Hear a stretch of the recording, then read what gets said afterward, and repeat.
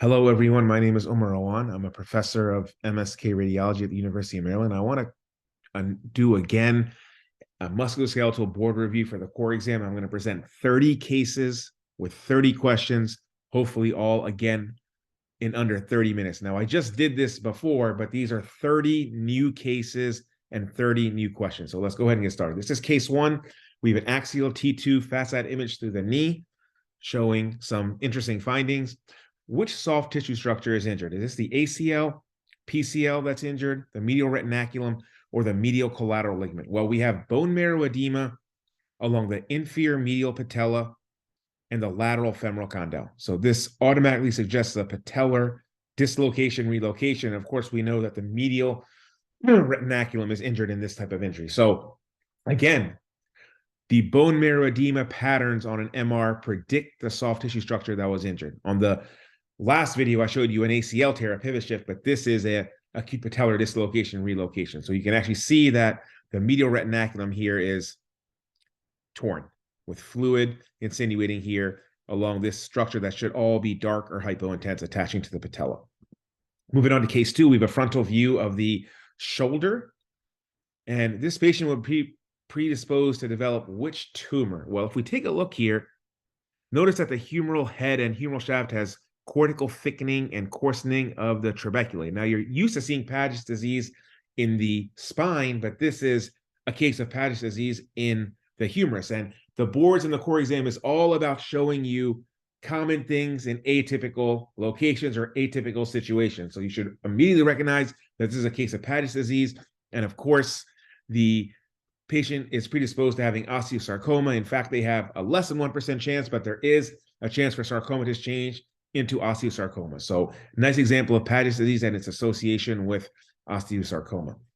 Moving on to case three, we have an ultrasound image through the heel. And what we're scanning here is the Achilles tendon. These calipers are on the Achilles tendon. And the question is, what's the most likely diagnosis here? Well, if we take a look at this Achilles tendon, all tendons are usually hyperechoic and fibrillar in echotexture and echogenicity. We can see these hyperechoic bands here, these linear hyperechoic, fibrillar bands. This is all the Achilles tendon, but notice that it measures 1.3 centimeters. It shouldn't measure any more than 8 millimeters. So there's thickening of the tendon. So that would be suggestive of tendinopathy or tendinosis.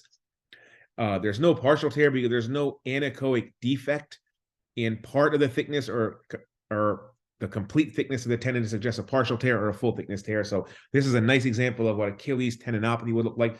Increased vascularity could be another sign of Achilles tendinopathy. Also, notice that this anterior contour is convex. It should be flat or concave. When you start to get a convex contour to this anterior aspect of the tendon, that's also another sign of Achilles tendinopathy.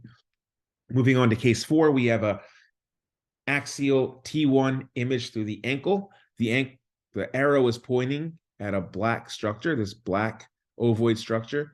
And what accessory muscle is shown here? Is this a peroneus tertius, quartus, accessory soleus, or accessory flexor digitorum longus? And the key here is it's next to the peroneus brevis and longus here, and it's sort of posterior medial to the fibula. That would make this a peroneus quartus muscle, right, and tendon. So accessory muscles are tested on the core exam, so you should know this, right? A peroneus tertius would be anterior lateral. It would be up here, right, somewhere, right? But this is posterior medial in the ankle, and this is a peroneus quartus, right? So remember, it originates along the distal lateral fibula. It extends posterior and medial to the peroneal tendons, and it can have a variable insertion. Nice example of this accessory muscle in the ankle. Moving on to case five, we have a frontal view of the right wrist. And the question here is, the diagnosis shown is associated with what? Well, we have advanced arthritis at the first CMC joint, but the more important finding here is that we have cystic change along the ulna, lunate, and triquetrum. And of course, there's positive ulnar variance here. This is a case of ulnar-lunate impaction syndrome. If we were to draw an imaginary line along the distal radial articular surface, the ulna should not go above that line, and it is, right? It should be at the line or within 2 millimeters below this line. So ulnar-lunate impaction is, of course, associated with positive ulnar variance, right? Also associated with TFCC tears. The classic findings on radiography are positive ulnar variance as well as cystic change or lucency along the ulna, lunate, and triquetrum.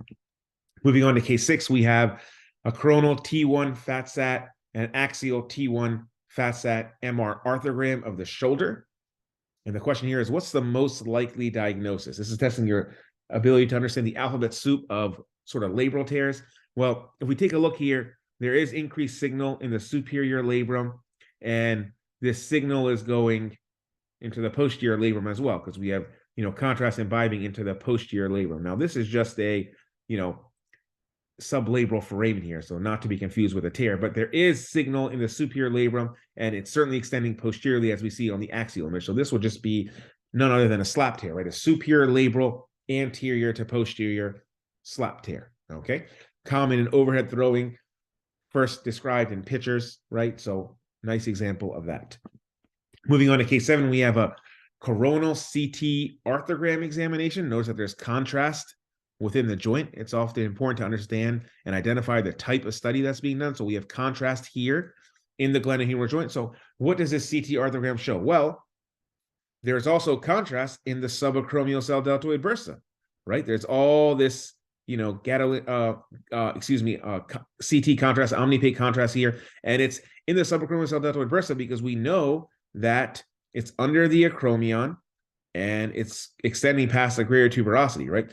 Joint fluid does not extend past the greater tuberosity. So this would indicate a full thickness rotator cuff tear, right? Because you cannot get contrast extravasating into the subacromial cell deltoid bursa without a full thickness rotator cuff tear, because the only way contrast can get there is it has to traverse the entire thickness of the tendon to get into this subacromial cell deltoid bursa. So this is a full thickness rotator cuff tear. It's not necessarily a complete tear, right? It could be a full thickness partial width, which means it's not a complete tear, but it has to be at least a full thickness rotator cuff tear, right? So nice example of that on a CT arthrogram, Moving on to case 8, we have an ultrasound image here of the rotator cuff. This is likely the supraspinatus tendon. We have a needle coming in here, right? This hyperechoic structure here, and it's targeting something here. So what procedure is being attempted in this shoulder? Is this a steroid injection, lavage, or tenotomy? Well, where there's a hyperechoic focus here with posterior shadowing, this is a focus of calcification. So this is a lavage and aspiration for calcific tendonitis, right? So that's what this is, right? This is a nice example of what we do. This is a treatment that we can do for calcific tendonitis, right? And, we can take a look here, and this is what it would look like, right? This is kind of what it looks like. You inject and then you aspirate, and you can see calcium coming into the syringe, right? As you inject and aspirate, right? So you can see that milky white calcium coming in this case of calcific tendonitis. Moving on to case number 9, we have axial CT image through the hip, and there's an arrow pointing at something here. So what's the name of the cortical defect in this patient with chronic osteomyelitis? So there's a defect in the cortex, right? So what's the name of that? Is that a sequestration, an involucrum, a Brody's abscess, or a cloaca? Well, this, of course, is a cloaca. A cloaca is a cortical defect that allows pus to exude, right, outside of the bone and go to the skin surface like this and form a sinus tract, right? So that's what a cloaca is. A Brody's abscess is an intraosseous abscess, right? A sequestration is a focus of necrotic bone, usually has sclerosis within it. An involucrum is the perioscitis or new bone formation that walls off the focus of infection, right? So this is a cloaca. Nice example of a cloaca in chronic osteomyelitis. Moving on to case 10, we have a lateral view of a knee side-exposed total knee arthroplasty. What complication has occurred? Is this a periprosthetic fracture, a patellar liner displacement, particle disease, or infection? Well, remember that a total knee arthroplasty is going to fixate all 3 compartments of the knee: the medial femorotibial, the lateral femorotibial, and the patellofemoral. But if we take a look here, where is the patellar liner? Well, it's been displaced here. This should be coating the patellar articular surface, right? So this is a nice example of what a patellar liner displacement would look like. Okay, so always scrutinize all parts of the prostheses, right? Particle disease and infection can manifest as periprosthetic lucency, as I'm sure you all know. Moving on to case 11, we have a frontal view of the left hip and femur. What's the most likely diagnosis here? Is this osteoid osteoma, osteomyelitis, osteomalacia, or a bisphosphonate fracture? Well, we have this focal area of cortical thickening, right? Along the lateral subtrochanteric femur. There should be a buzz description for a bisphosphonate fracture. This is an ABR favorite, guys. You guys are highly likely to see a case very similar to this. Okay, so this is a nice example of a bisphosphonate fracture, a do not miss case, right? Focal cortical thickening with lucency along the lateral subtrochanteric femur. It's hard to see the lucency, but there is a transverse lucency here. It's often bilateral, so the question may also involve understanding that you need to screen the other side as well, maybe get a radiograph of the other hip. All right, moving on to case 12. This is an ultrasound image of the left acromioclavicular joint, left AC joint here. Okay, and the question is, what type of arthritis am I showing you? Is this osteoarthritis, rheumatoid arthritis, gout, or septic arthritis? Well, we have, first of all, this here is the, the acromion, the clavicle. This is the acromion right here. This hypoechoic area is capsular hypertrophy. And then we have new bone formation. This is kind of what osteophytes look like on a ultrasound of the AC joint, right? So this is actually just a case of standard OA, osteoarthritis, right? Notice that the bone is not lost. There's no erosion here, right? There's no resorption of the bone or loss of bone to suggest RA, rheumatoid arthritis, or even any inflammatory arthritis, like septic arthritis or gout, right? There's actually more bone. There's new bone formation, proliferation in the form of osteophytes, making this a case of osteoarthritis. This is very common, right? So osteoarthritis can affect people even as young as 35 years of age, right? So look for spurring, new bone formation, and hypoechoic capsular hypertrophy on an ultrasound. Moving on to case 13, we have a frontal view of the left wrist. This is a great case. What's the most likely diagnosis? So first of all, we have chondrocalcinosis here in the TFCC, the lunotriquetral interval. So that can often be associated with pyrophosphate arthropathy or CPVD. But remember, chondrocalcinosis can also be seen in OA. But the other dominant finding is the degenerative changes that are most pronounced at the radiocarpal joint. Look at the joint space loss, the osteophytes, subchondral sclerosis, even subchondral cysts here in the lunate. This would make this a case of pyrophosphate arthropathy or CPVD arthropathy, right? If I showed you a case where the arthritis was more dominant at the first CMC in the triskaphe and there was chondrocalcinosis, the answer would be OA, right? The answer would be OA. But here, it's the distribution that's key, right? The distribution of arthritis that's most pronounced at the radiocarpal joint makes this a case of pyrophosphate or CPVD arthropathy. Moving on to case 14, we have a T2 fat sat and a T1 post-contrast image through the thigh. Notice that there's a lot of edema, fluid insinuating between fascial planes, right? What's the next best step here? Would you observe, get antibiotics, go to surgery, or give steroids? Well, first of all, there's all this susceptibility here, this dark stuff that suggests gas in the fascial planes. There's areas of enhancement in the fascia right here, and there's actually areas of non-enhancement of the fascia, like right there, here, right? So this combination of gas insinuating between fascial planes and enhancement and non-enhancement suggests neck fascia. This, of course, is a surgical emergency. Now, we would never do an MRI for neck fascia, right? We would typically diagnose this on clinical grounds or get a CT because it's super fast, but this is what an MRI for necrotizing fasciitis would look like. And of course, it's a polymicrobial infection and it's a surgical emergency. Moving on to case 15, we have two ultrasound images of the supraspinatus tendon attaching to the greater tuberosity. I want to show a physics question because there is physics on the core exam. So notice on image A, we don't see the tendon very well at its insertion, but at image B, we do. So what ultrasound artifact am I showing you in the same patient scanned at the exact same time? Is this reverberation, anisotropy, wraparound, or mirror image artifact? Well, this is anisotropy, very important artifact for ultrasound. Tendons can look artificially hypoechoic and look like there's a tear if you don't scan the tendon perpendicular to the long axis of the tendon, right? So when you toggle the transducer and make it perpendicular, it looks normal. But when it's not perpendicular to the tendon, it's going to artifactually look like there's a partial thickness tear here, like it does here. That's known as anisotropy, right? So very important to understand for the core exam. Moving on to case 6, we have a coronal T1 and a coronal T2 fat sat image through the knee, showing an interesting finding. So what's the treatment of choice here? Do you observe, give steroids, do a synovectomy, or do physiotherapy? Well, there's fat here, right? There's fat proliferating in the synovium. It's T1 bright, it sats out on a fat sat sequence, This is lipoma arborescence, and of course, you would do a synovectomy in this case, right? So when you have proliferation of fat in the synovium, it follows fat on all pulse sequences. That's known as lipoma arborescence. You would do a synovectomy. Moving on to case 17, we have a frontal view of the right hand showing interesting findings. What's the most likely diagnosis? Well, we have multiple expansile lucent lesions throughout the hand. These are enchondromas, right? And we have nothing else. So multiple enchondromas equals Olier's disease, right? If we had multiple enchondromas and multiple hemangiomas, that would be Maffucci's disease, right? But we don't have any phlebolis to suggest hemangioma. So remember, this is a dysplasia resulting in multiple enchondromas. You do have an increased risk of malignant degeneration in some studies and literature, up to 25% transformation of enchondromas into chondrosarcoma. Moving on to case 18, we have a frontal view of the knee, right? And on this mid-coronal slice, what type of meniscal tear are we seeing on this mid-coronal slice here, right? So the meniscal tear is right here. We have signal going to the inferior articular surface here.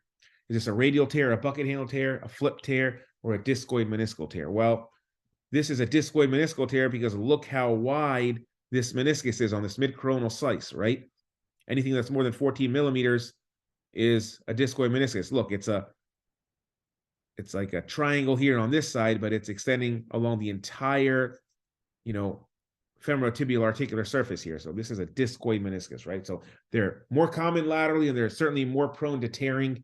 And if you measure it more than 14 millimeters on a mid-coronal slice, that's suggestive of a discoid meniscus. Some literature says as low as 12 millimeters. Some say as high as 15 millimeters. I use 14 millimeters. Moving on to case 19, we have a sagittal T1 and a sagittal T2 fat sat image through the knee here.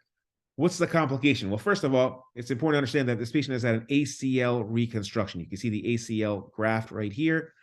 The important thing also to understand is that there is a lesion anteriorly that's predominantly T1, heterogeneously dark, and it's heterogeneous on T2, but it does have bright signal kind of in the periphery, right? So this is a nice example of what arthrofibrosis or a cyclops lesion would look like, right? So that's what I'm trying to show you here. This is a nice example of that.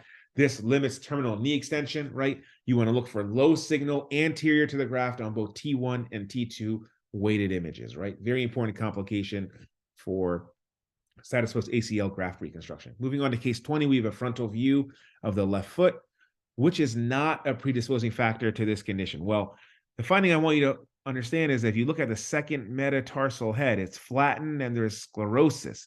There's a nice, convex curvilinear contour to the first, third, fourth, and fifth metatarsal head, but it becomes flat and sclerotic at the second. This is a case of Freiberg's infraction, and of course, diet is not a predisposing factor. High heels, having hallux valgus, or even a short first metatarsal all predispose you to having Freiberg's infraction, which is an osteonecrosis of the metatarsal head. Again, you want to look for sclerosis, flattening, usually happens at the second and third metatarsal head.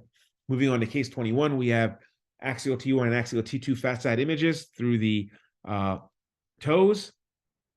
There's a lesion here that's T1 dark, sort of T2 bright, a little bit of T2 dark signal here as well. What's the most likely diagnosis? Well, the key here is it's intimately associated with the flexor tendon, right? Like there's really no fat cleavage plane between the flexor tendon and the lesion. That would make this a giant cell tumor of the tendon sheath, right? When it's intimately associated with the tendon, usually low on T1, it can be variable on T2. The classic teaching is going to have some dark signal, but I've seen them completely bright on T2. Like here, there was some dark signal, but you want to start thinking about giant cell tumor of the tendon sheath. Moving on to case 22, we have a frontal view of the left hand. We have some great findings here. So what other finding could this patient have? Well, the bottom line is they have all these erosions. There's these like juxta-articular erosions, right?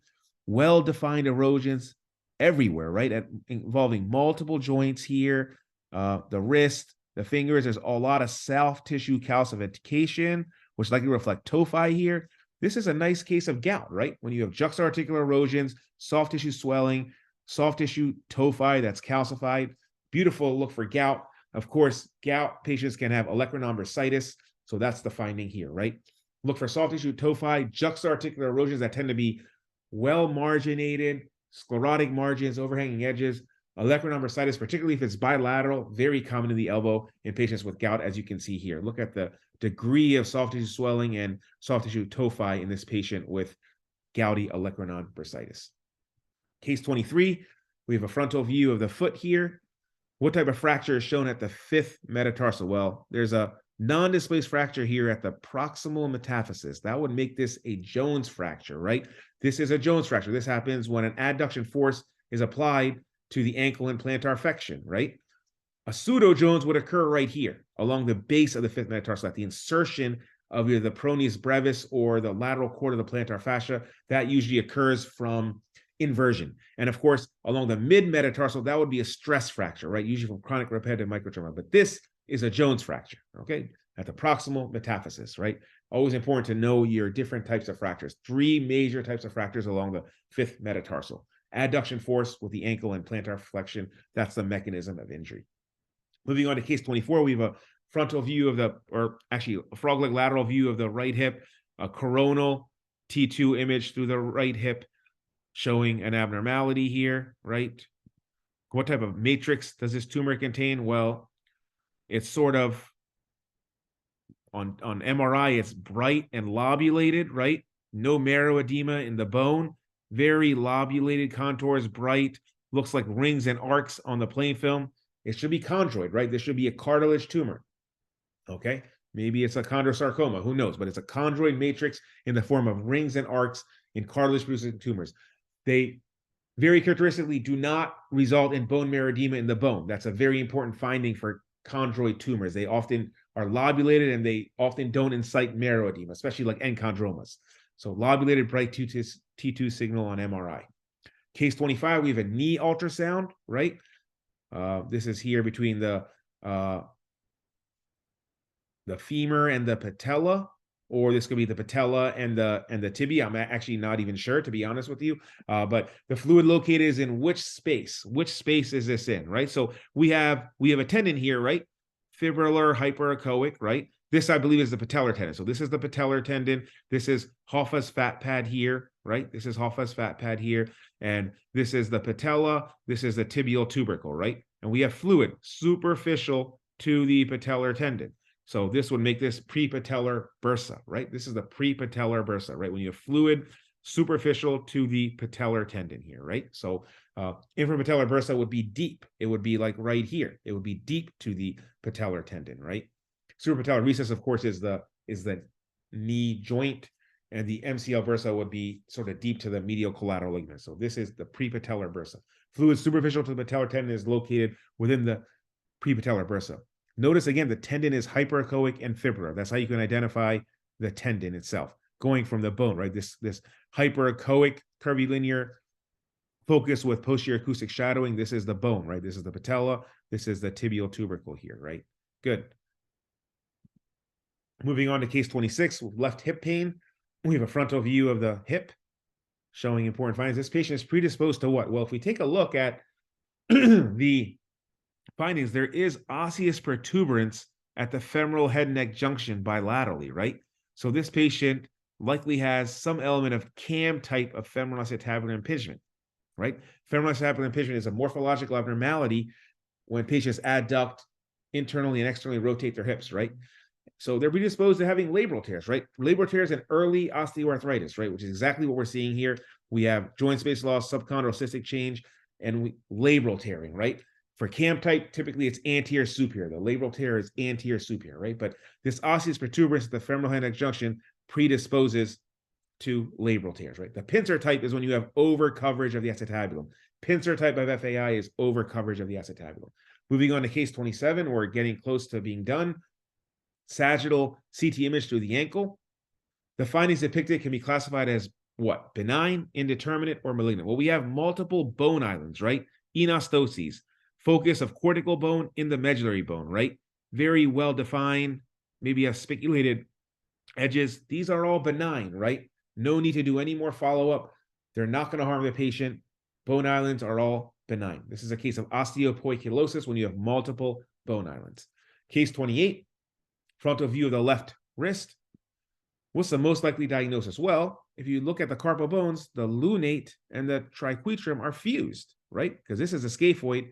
The circular bone is a pisiform. there's no segmentation between the lunate and triquetrum. This would make this a carpal coalition, right? This is the most common carpal coalition, right? So important to recognize this. So fusion between the lunate and triquetrum can be a cause of wrist pain, right? So important to mention, not just say that, no acute fracture dislocation, next study. No, we need to mention that this is a lunotriquetral coalition. Case 29, second to last one, we have a frontal view of the finger. What clinical finding could this patient have? Well, this patient has resorption of the terminal tuft of the distal phalanx. So there's osteomyelitis. There's dystrophic soft tissue calcification. This would be a nice look for what scleroderma would look like. I had scleroderma on my boards, although I took the oral boards. But this patient would have anti-centromere positive titers, right? Because that's what patients with scleroderma have. So look for acrosteolysis, dystrophic calcifications, and scleroderma. That's another ABR favorite. And finally, we're going to end with a physics question. We have a sagittal PD and a sagittal T2 fat side image through the knees. Take a look at the patellar tendon. It looks brighter on the PD, less bright on the T2 fat sat. So this MRI artifact is not seen on what pulse sequence? Well, what I'm showing you is magic angle artifact, right? We don't see that on T2 weighted images. So that's the answer here. This is when lengthening of T2 times, when molecules are imaged at 55 degrees to the magnet, cause some structures to appear bright, such as tendons, and even like the ACL tendon, right? So ligament, excuse me. But this dissipates with longer TE sequences, time to echo sequences such as T2, right? So that's why we don't see it as pronounced on a T2 image. So that's your second physics question in 30. Hopefully that was helpful. That's 30 cases in under 30 minutes. Please subscribe to the MedED page, YouTube channel. Please follow me on Twitter. Hope you guys all ace the core exam. Thank you so much for your attention.